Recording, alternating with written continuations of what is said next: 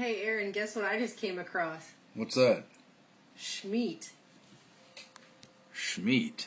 Yes, it's Schmeat. It's lab-grown meat that's going to come out this month in London. It's basically a vision of the future of meat. A Soylent Green vision of the future? It's in vitro meat that they're saying will provide people a way to eat ethically while still kind of getting that meat fix. Not really sure what that means exactly. Ew. Apparently it costs $338,000 to make a 140-gram patty, and 2 years also. And basically what they did was they scraped cells from the neck of cows and grew meat in very tiny quantities in petri dishes, and they just kept repeating that procedure thousands of times until they got enough to make a hamburger patty. And this article talks about how PETA thinks it's awesome, and they've actually put out a $1 million prize for the first person who can come up with in vitro chicken. So they're envisioning a wonderful future where growing in vitro meat is just so advanced and wonderful that you could have an appliance in your kitchen that does it for you. Or there'll be bioreactors at restaurants. That sounds yummy.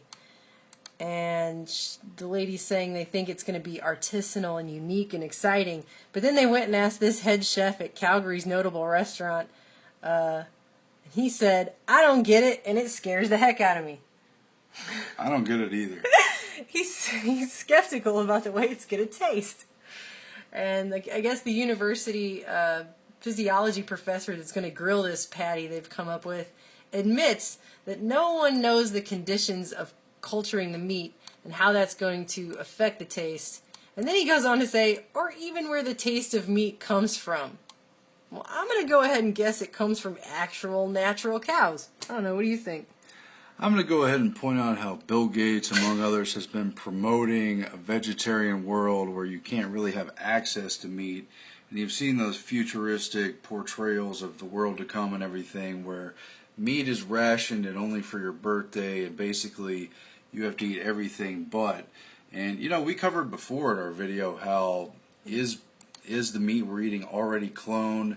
And you go back to our whole modern livestock was based on the Rockefeller grandson, who was the first to develop artificial insemination after his parents, the first generation of John D. Rockefeller, had geneticists living on their labs. And this is how we got to the point where we're at with cloned meat and genetically modified everything.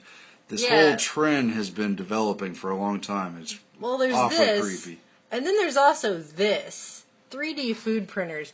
I actually first heard about this last year. They were putting them in high-end New York restaurants and making desserts from them, and they basically took... Is that the food? That is actually the food, yeah, those geometric shapes there, that's the food. But they would take this glop and stick it in a machine, and it would print out desserts, and it was supposed to be real hip and trendy. And even this Time newsfeed article, NASA-funded 3D food printer, could it end world hunger? They're equating these things to the food replicators in Star Trek The Next Generation. I think later on they say something about Back to the Future and pizza printers and stuff, and how cool and just hip and trendy and awesome it is to have this weird powder that you put into a machine and it makes food for you. So if you think that GMO is bad, and we already don't have that much control over what they're putting in the food, think of what it'll be like when you just basically have a weird food powder thing and you put that into a machine that makes food for you and prints out these cubes and stuff. They love to point out how they're supposedly going to solve world hunger with all these food technologies, and definitely genetically modified foods is one of them. But you've been to the grocery store, even without the genetically modified thing. We've been looking at this. You don't even hardly know what's in the food anyway. It's so engineered. Right. And we've got major problems with them not disclosing genetic modification in the foods and all these linked health risks. And what exactly do you think they're going to be putting in food printers? Putting in there. And Soylent Green. Oh, and Soma? vitro meat. Is in vitro meat basically like micro-cloning? I mean, they've scraped. I mean, doesn't that sound appetizing? Honey, let's get the barbecue going. I can't wait to fry up some scraping cells from the necks of cows grown in tiny quantities in a petri dish thousands of times. Get that going. That sounds yummy. If it tastes anything, if Schmeat tastes anything like meat, I don't think I'll ever know because I'm not going to try this. But I guess on the other hand, Hey, can you fix me up a side of these cubes? I wonder if we'll even be told if we're eating this stuff. I mean, I'm sorry, I'm not trying to laugh so hard, but my goodness, like, that what the looks hell like is happening Fruit to our Loops turned food? into a toddler's building block or something. Yum, serve me up a plate of that. Can't wait. Oh, God. Would milk even dissolve that stuff and make it chewable? Stop, you're gonna make me wet myself. You don't want to say that on camera. I'm sorry, I just did. I can't stop laughing.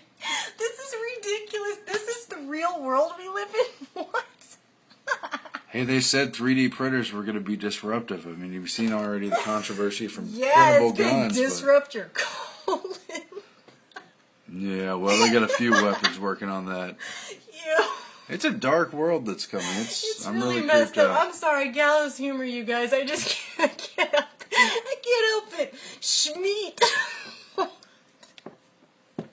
I don't know, folks.